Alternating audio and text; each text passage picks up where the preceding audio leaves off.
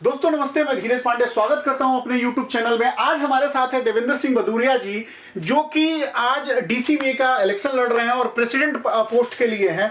तो आज हम जानेंगे भदौरिया जी से कि इनके टीम में कितना पावर है और इनका विजन क्या है। तो भदौरिया जी नमस्कार। हमारे दर्शक जानना चाहेंगे कि आपके टीम में जो मेंबर हैं उसके बारे में बताइए और अपने विजन के बारे में बताइए। धीरज जी, सर्वप्रथम आपको नमस्कार जी, धन्यवाद। आज आपने मुझे ये मौका दिया कि आज आपके स्टेट के सामने, मेरे सदस्यों के सामने अपनी बात रखने का मौका दिया।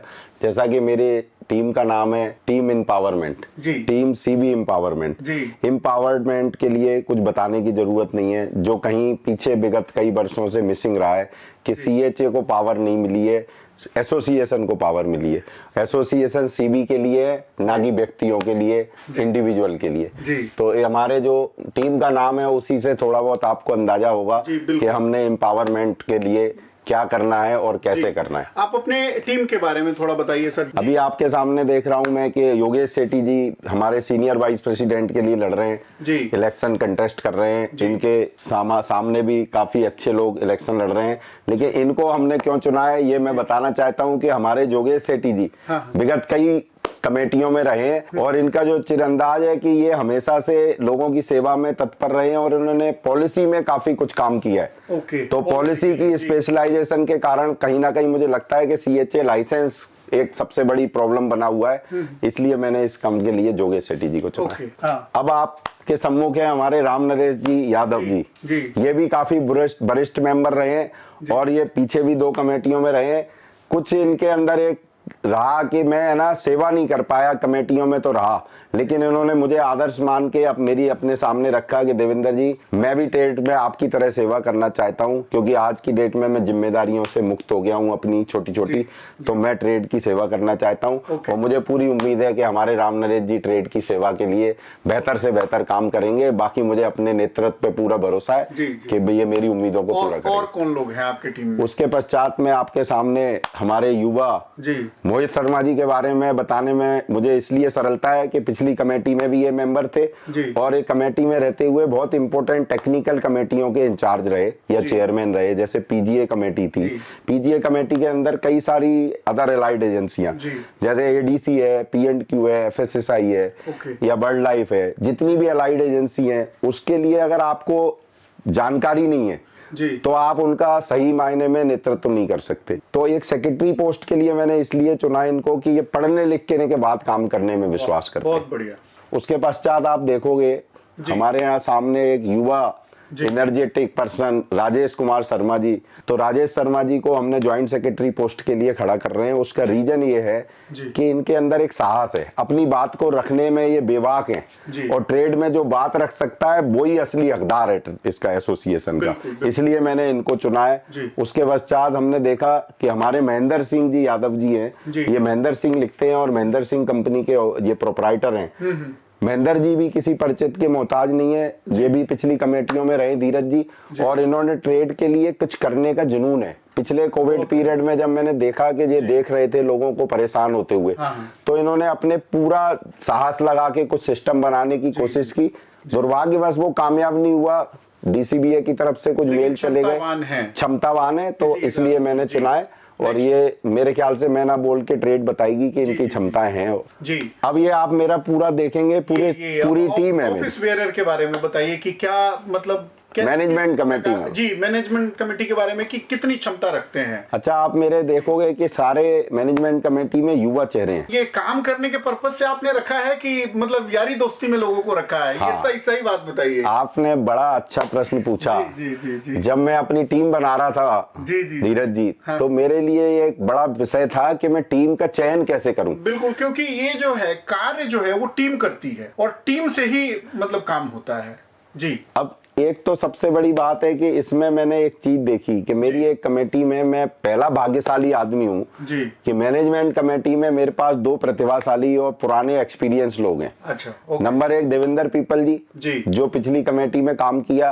हर आदमी ने इनको कोविड पीरियड में काम करते हुए देखा, तो मुझे इनका परिचय देने में कोई सरलता मतलब कठिनाई नहीं है। सरलता से मैं बता सकता हूँ देवेंद्र पीपल जी पहचाने हुए और जाने हुए आदमी है, मतलब एक्सपीरियंस्ड है। एक्सपीरियंस। और दूसरा हमारी दीपिका सदाना जी है। दीपिका जी को सिर्फ इसलिए पिछली कमेटी में चुना गया था कि आपने केवल समर्थन और मतदान में हमारा साथ देना है, लेकिन मैंने इनकी एनर्जी और इनकी स्ट्रेंथ को देखा कि आज भी ये पोर्टों पे जाती हैं अपने काम के लिए, चाहे वो आईसीडी जटीपुर हो, सोनीपत हो, बल्लभगढ़ हो। तो मैंने ये सोचा है कि जो बात हम अधिकारियों के सामने नहीं रख पाते हैं, अपनी महिला शक्ति के माध्यम से अपनी चीज को रखेंगे। अमित अग्रवाल जी के बारे में भी मुझे बताने की जरूरत नहीं है, क्योंकि आईसीडी की सब कमेटी में थे और इन्होंने आईसीडी की जब भी पीटीएफसी हुई तो अपनी बात ट्रेड की रखी और बड़े बेबाक तरीके से रखी है। मैं इनसे प्रभावित था, तो इनका चयन का कारण ये था। अनीता जुनेजा जी हमारी पिछली कमेटी में हमारा साथ में रही और हमें ये मौका मिला कि वर्ल्ड बैंक ने या जब भी कस्टम ने डिपार्टमेंट ने महिलाओं को लॉजिस्टिक इंडस्ट्री में योगदान के लिए बुलाया, तो ये अपना सारा काम छोड़ के, चाहे वो हमारी कॉमर्स मिनिस्ट्री की तरफ से कॉल आया या वर्ल्ड बैंक की जब टीम आई बाहर से उसमें इन्हें बुलाया, तो ये बिना किसी संकोच के वहां गई और अपनी ट्रेड की जो छोटी छोटी समस्याएं हैं वो इन्होंने उनके सामने रखी और काफी कुछ काम हो रहा है महिलाओं के लिए। और आगे वाले देखेंगे आप कि कम से कम 200-300 सीएचए महिलाएं होंगी। बिल्कुल, महिला सशक्तिकरण को देखते हुए और बहुत जरूरी है जी। कि हमारे अंकित महाजन जी हैं, इनके पिता भी हमारी ट्रेड में थे, तो ये सेकंड जनरेशन है। अमन जी भी सेकंड जनरेशन है, इनके पिता प्रमोद जी थे, गुप्ता जी जो पहले होते थे और महरौली में रहते हैं, तो इनका सेकंड पीढ़ी हमारी है। उसके पश्चात में आता हूँ हमारे महेंद्र सिंह जी, ये बाई एजुकेशन LLB किए हुए हैं और ये कंप्लायंस और पढ़ लिखने की बातें करते हैं। इनको मैंने काम करते हुए देखा है, डिपार्टमेंट के सामने रिप्रेजेंट करते हुए देखा है। बहुत बढ़िया।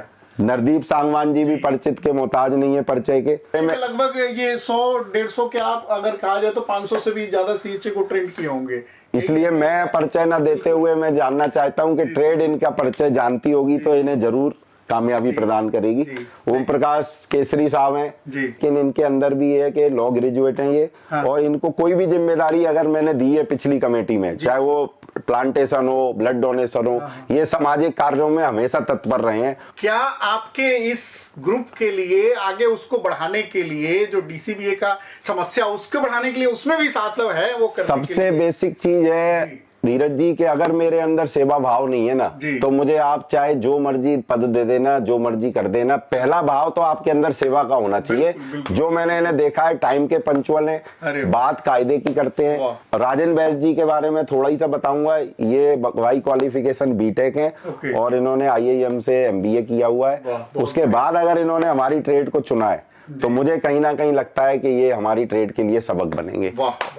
और फिर हम सुमित ढींगरा जी के बारे में बताऊंगा कि ढींगरा साहब भी हमारे पिछली कमेटी में सब कमेटी में रहे और इनको जब भी हमारी कमेटी ने उनको कुछ भी काम के लिए बोला तो सदैव तत्पर रहे। इनमें एनर्जी है, लोगों की सेवा करने का भाव है। तो टीम सीवी एम्पावरमेंट का जो विजन है वो विजन एक बार क्लियर कीजिए। मेनली तो क्या है, जैसे आप देख रहे हो एम्पावरमेंट सीबी जी। सबसे पहला मेरा मूल मंत्र है कि सीबी को रिस्पेक्ट मिलनी चाहिए, बिल्कुल मिलनी चाहिए, और सीबी के अंदर एक रिस्पेक्ट लेने की भूख होनी चाहिए। जी बिल्कुल। जब तक अंदर से आपके भूख नहीं है तो आपको इज्जत लेने की भी शौक नहीं आएगा। तो मेरा पहला मेन उद्देश्य रहेगा कि किसी भी अफसर के पास जाने से पहले मेरा यही एक पहला उनसे डिमांड होगी कि आपके विभाग में अगर हमारे कोई भी लड़के हैं, एम्प्लॉई हैं या सीबी है, उसको उचित अभिवादन और उचित रिस्पेक्ट मिलनी चाहिए। बिल्कुल बिल्कुल बिल्कुल। अगर रिस्पेक्ट नहीं है तो हमें नहीं लगता कि हमारे ट्रेड का हम कुछ भी कर सकते हैं। कि मेरा ये विजन है कि आगे चल के मैं डीसीबीए के पास पैसे हैं काफी,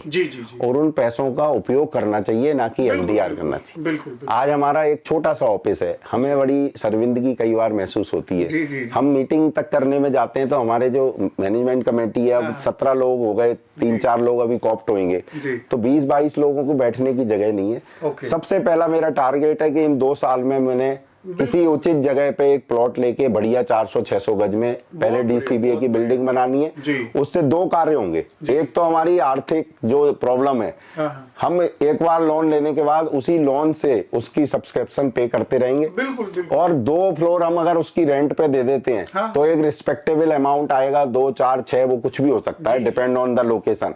तो हमारी जो एक आर्थिक समस्या है ना, वो कहीं हद तक समाप्त हो जाएगी। और उस बिल्डिंग के माध्यम से ही आप देखोगे कि हमारे पास इतनी सारी अपॉर्चुनिटी आ जाएंगी, हमारे पास अपना क्लासरूम होगा, हमारा अपना कॉन्फ्रेंस रूम होगा। तो मैं बहुत ज्यादा नहीं बोलूंगा, लेकिन बस इतना कहना चाहता हूं कि एक अच्छी सोच के साथ अच्छे काम करेंगे और ये आपको दिखेगा। अदरवाइज तो चुनाव 2 साल बाद फिर आ जाएंगे, मैं आपके सामने बोलने वाला नहीं बनूंगा। इतना ही कहना चाहूंगा। बहुत आपको बधाई और टीम एम्पावरमेंट के लिए बहुत बहुत ढेर सारी शुभकामनाएं, और हम आशा करते हैं कि आप जीते और डीसीबीए को एक अच्छा प्रेसिडेंट मिले। साथ ही दोस्तों, आप वोट जरूर करें और वोट बहुत सोच विचार के करें कि क्या आपके समस्या को कौन आगे लेके जाने वाला है। तो जुड़े रहिए हमारे साथ, देखते रहिए इंडिया इंपोर्ट एक्सपोर्ट, और ध्यान रहे 1 तारीख को अपना मतदान अवश्य करें, क्योंकि मत अधिकार जो आपको मिला है वो किसी और को नहीं मिला है, वो सिर्फ आप ही इस चीज को ठीक कर सकते हैं। तो वोट जरूर करें, जुड़े रहे हमारे साथ, देखते रहे इंडिया इंपोर्ट एक्सपोर्ट। जय हिंद, जय भारत।